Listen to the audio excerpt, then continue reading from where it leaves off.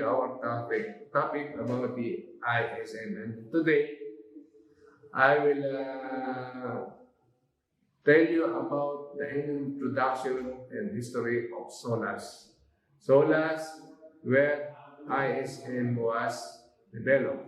So the SOLAS Convention in its successive forms is generally regarded as the most important of all information treaties concerning the safety of merchant ships. The first version was adopted in 1914 in response to the Titanic disaster, and the second in 1929, the third in 1948, and the fourth in 1960.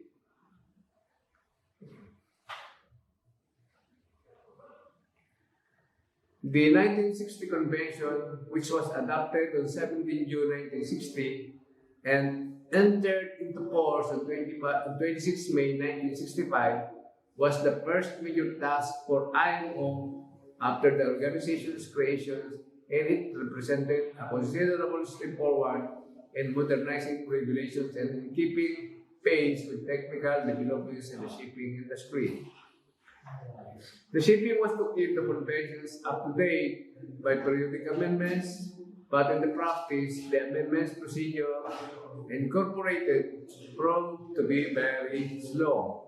It became clear that it would be impossible to secure the entry into force of amendments within a reasonable period of time. As a result, a completely new convention was adopted in 1974, which included not only the amendments agreed until the date, but a new amendments procedure, the tacit acceptance procedure designed to ensure the changes that can be made within a specified and acceptable short period of time. Instead of requiring that amendments shall enter into force after being accepted by, for example, two-thirds of the parties, the tacit acceptance procedure provides that an amendment shall enter into force on a specified date unless before the date objections to the amendment are received from an agreed number of parties.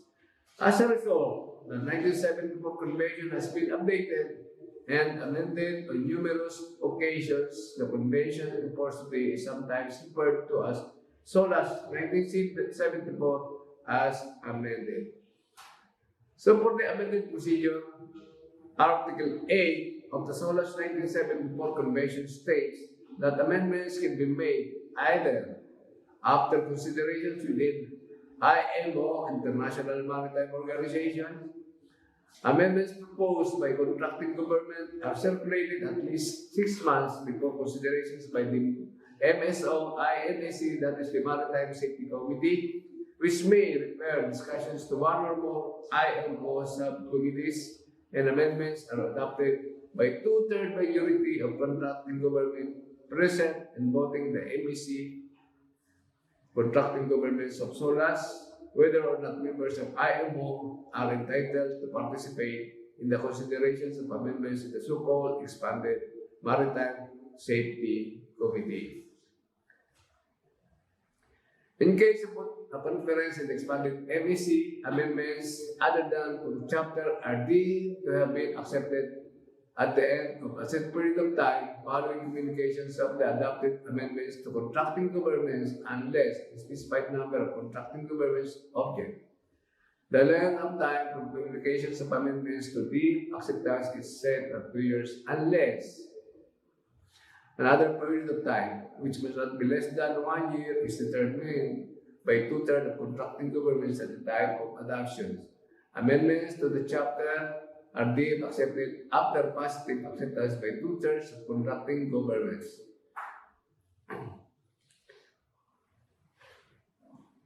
Okay. So the 1984 amendments to SOLAS 1974 is Chapter 9. Chapter 9, that is the management for the safe operations of ships. So the chapter makes mandatory the international safety management, which is called ISM code, which requires a safety management system to be established by the ship owner or any person who has assumed responsibility for the ships. The company, The chapter was adopted in May 1994 and entered into force in July 1998. So, how does the ISM develop and enforced by the SOLAS and the IMO? I will tell you one story about the disaster of the Herald of Free Enterprise. So, this vessel was launched on 12 December 1979, and the port of registry is Dover, UK, Kingston, St. Vincent. So, what happened to this vessel? Disaster? The fate capsized 6 March 1987, and it was raised only on 1987, also and scrapped in 1988. The capacity of this Ro-Ro is 1,400 groceries, and the builder is Civic Ware.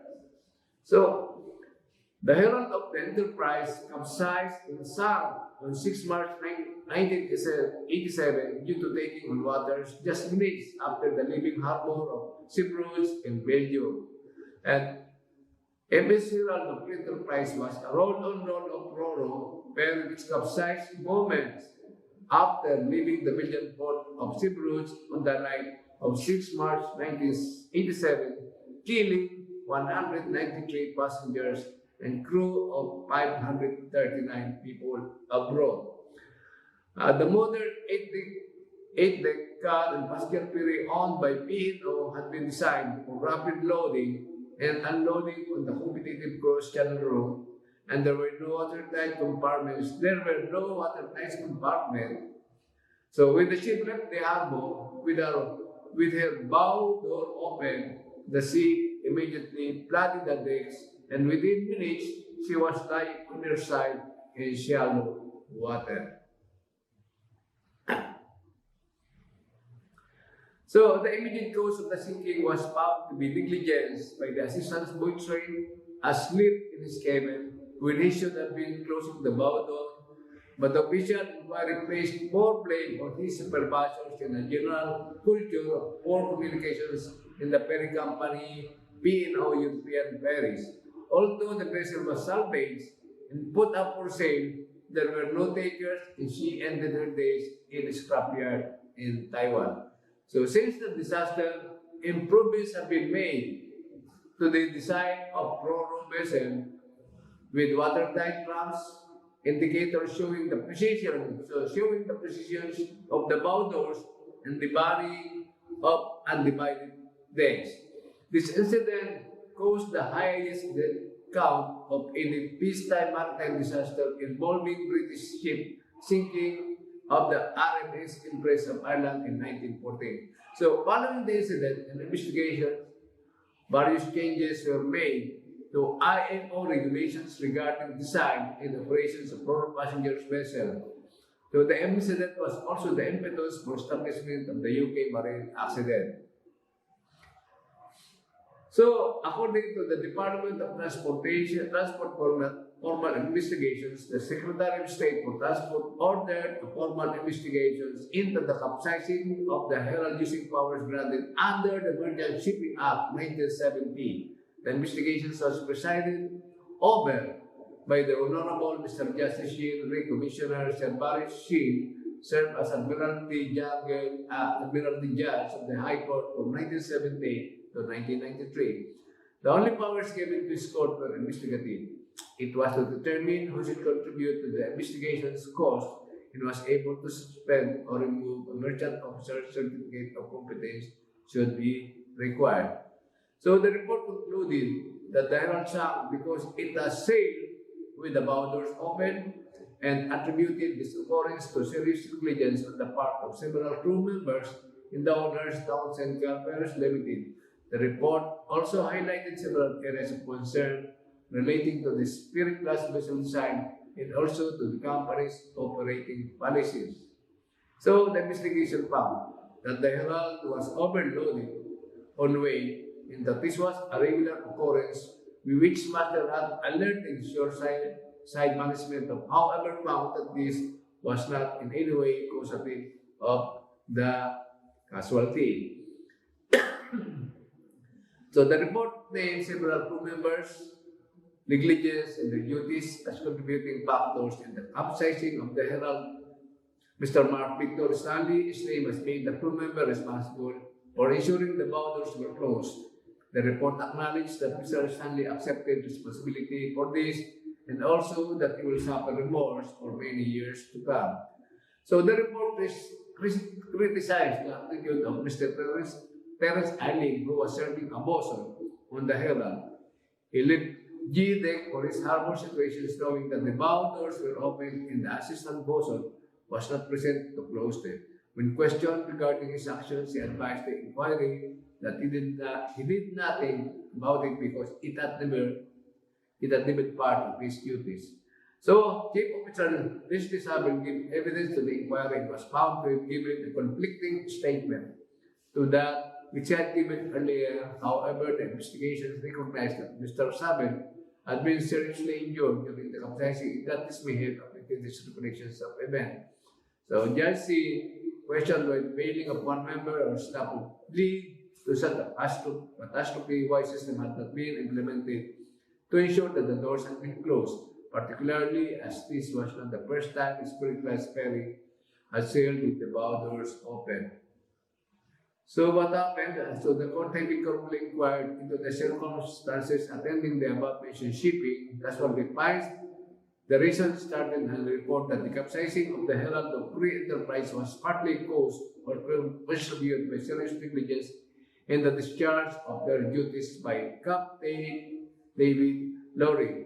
He is the master, and Mr. Leslie Sabel, chief officer, and Mr. Mark Victor Stanley, assistant bosun, and partly caused or contributed to by the fault of Townsend Ferries Limited. So the court suspended the certificate of the said Captain David Lowry for a period of 1 year from the 24th July 1997. The court suspends the certificate of the said Mr. Leslie Sabel for a period of 2 years from 24th July 1997. And the Herald of Enterprise incident highlighted the need for independent, unbiased investigative body. This led to the formations of the Marine Accident Investigations Branch in 1989. The official report of the investigations can be found on the MIBE website.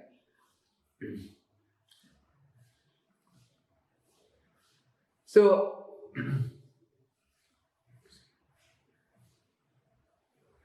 after the incident, what followed was a much-needed change in maritime safety administrations. In October 1989, the International Maritime Organizations adopted the new guidelines and managements for the safe operations of ships and for pollution prevention, giving operators a framework for the proper development, implementations, and assessment of safety and pollution preventions management in accordance with good practice.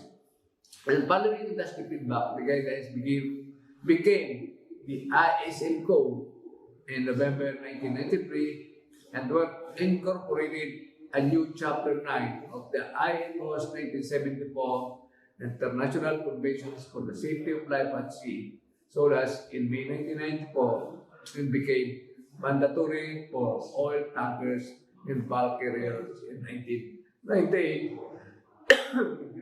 Ships to follow by 2001. So this is how the ISM was created.